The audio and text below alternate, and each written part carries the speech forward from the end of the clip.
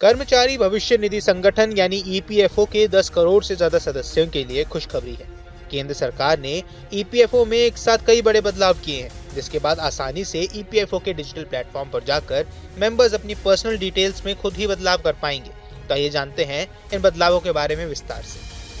केंद्रीय मंत्री मनसुख मांडविया ने कहा कि अब ईपीएफओ खाताधारकों को आसानी से अपनी पर्सनल डिटेल जैसे नाम आदि में सुधार कर सकेंगे।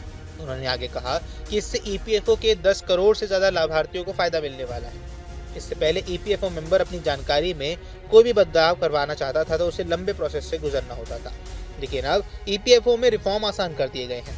इससे सदस्य अब आसानी से बिना किसी बाहरी सहायता के खुद ही अपनी जानकारी आसानी से बदल सकेंगे।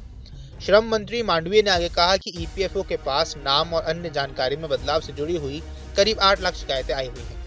इस बदलाव से इन सभी शिकायतों का जल्द समापन हो पाएगा। श्रम मंत्रालय का कहना है कि ईपीएफओ के इस बदलाव से पेंशन और पीएफ की प्रक्रिया भी आसान हो गई है।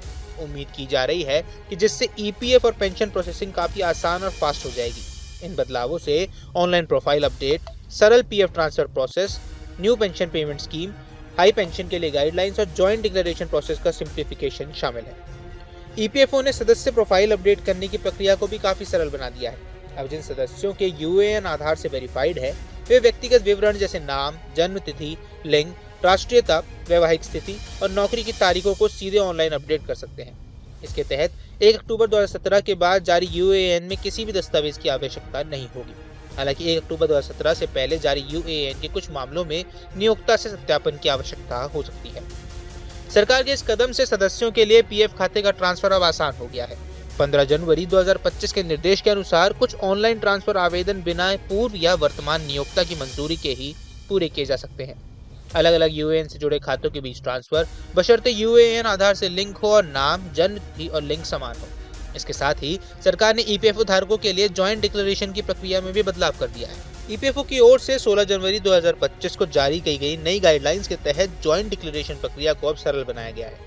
इसके तहत 1 अक्टूबर 2017 के बाद आधार लिंक्ड यूएएन के लिए आवेदन ऑनलाइन किए जा सकते हैं।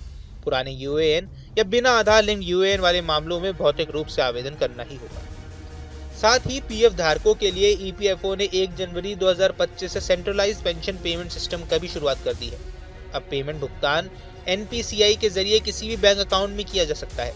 इसके लिए पेंशनर्स अब यूएएन केवाईसी लिंक्ड खाते का उपयोग कर सकते हैं, जिससे भुगतान में गलतियां कम होंगी। साथ ही नए पेंशन ऑर्डर के लिए आधार रजिस्ट्रेशन अनिवार्य होगा। इसके साथ ही ईपीएफओ ने उच्च पेंशन के मामले में नीति स्पष्ट करने के लिए नई गाइडलाइंस जारी की है। सभी पेंशनर्स के लिए पेंशन की गणना में समानता सुनिश्चित की जाएगी। पेंशन भुगतान और बकाया संग्रह को अलग अलग तरीके से संभालने के भी निर्देश दे दिए गए हैं। वहीं केंद्रीय गृह मंत्री अमित शाह ने ईपीएफओ में हुए इन बदलावों का स्वागत किया है। उन्होंने कहा कि ईपीएफओ के ये सुधार लाखों कर्मचारियों और पेंशनर्स को लाभ देंगे। इससे न केवल ईपीएफओ की प्रक्रिया सरल होगी, बल्कि इससे पारदर्शिता और न्याय भी सुनिश्चित होगा। बाकी इस पूरे मुद्दे पर आपकी क्या राय है, हमें कमेंट बॉक्स पर जरूर बताएं।